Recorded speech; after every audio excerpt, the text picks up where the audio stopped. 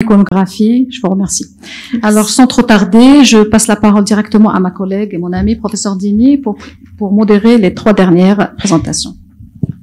Merci, professeur Idrissi. Donc, tout de suite, donc, je passe la parole à docteur Taheri pour nous présenter son travail sur le dépistage des cardiopathies congénitales au sein du service des urgences pédiatriques. C'est une série très intéressante de 50 cas partagés entre 2 services des urgences pédiatriques du CHU de Marrakech et du service de réanimation néonatale du même CHU de Marrakech, mon CHU Mohamed VI. Donc,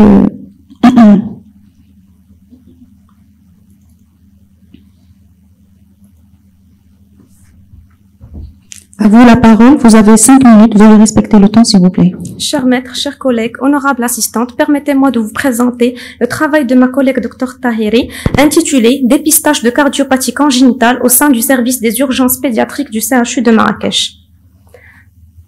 Donc, comme introduction, les cardiopathies congénitales sont des malformations du cœur ou des vaisseaux survenant au cours du développement fœtal. Leur incidence est estimée entre 5 et 14 naissances pour 1000 et sont les malformations les plus fréquentes du nouveau-né. Ces derniers sont souvent requis une intervention chirurgicale adaptée et précoce avec un suivi post-opératoire afin de profiter d'un pronostic optimal. L'objectif de notre étude était de décrire les signes d'appel cliniques et paracliniques les plus fréquentes orientant vers une cardiopathie congénitale afin de faire un dépistage précoce de ces malformations. Nous avons réalisé une étude prospective descriptive étalée sur 2 ans, de juin 2019 au novembre 2021. 50 patients sont inclus dans notre étude. Le dépistage des cardiopathies congénitales est basé sur les signes cliniques et paracliniques. Tous les patients connus porteurs de cardiopathie avant notre dépistage sont exclus de l'étude.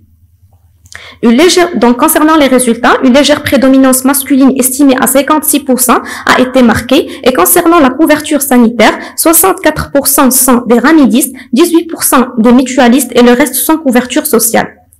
Le mariage consanguin est rapporté dans 38 des cas et 60 des mères ont un âge supérieur à 30 ans. Les grossesses ne sont pas suivies chez 46 des mères et 26 des patients sont issus d'un accouchement prématuré. L'âge moyen du dépistage est de 8 mois et demi avec des extrêmes d'âge allant de 4 jours de vie à 4 ans et 60% des patients ont un âge moins de 1 mois de vie. 42% de nos malades étaient admis directement au service des urgences pédiatriques.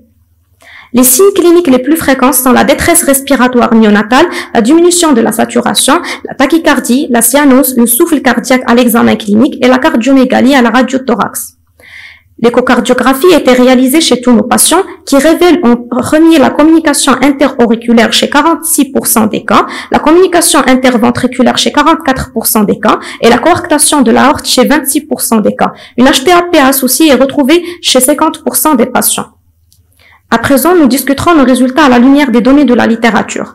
Une étude rétrospective publiée dans le journal de médecine d'urgence qui a inclus 160 patients à la population pédiatrique qui se sont présentés pour des symptômes aigus respiratoires ou circulatoires pour recenser les signes orientant vers une cardiopathie congénitale. Le dépistage prénatal a pris une importance croissante dans la reconnaissance et la planification opportune de la prise en charge postnatale des cardiopathies congénitales.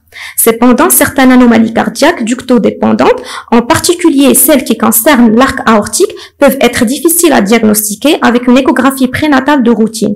Parallèlement, la mesure de la saturation en postnatal est recommandée dans les 4 membres et ne doit pas être inférieure à 95%, mais peut être difficile à réaliser dans tous les contextes.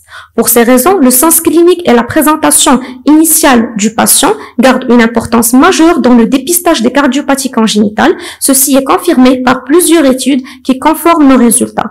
La plupart des patients se présentent avec une cyanose, des signes d'hypoperfusion avec la détresse respiratoire souvent associée à un OAP cardiogénique, les signes d'insuffisance cardiaque droite, la cardiomégalie à la radiothorax, le retard de croissance vu la mauvaise perfusion chronique.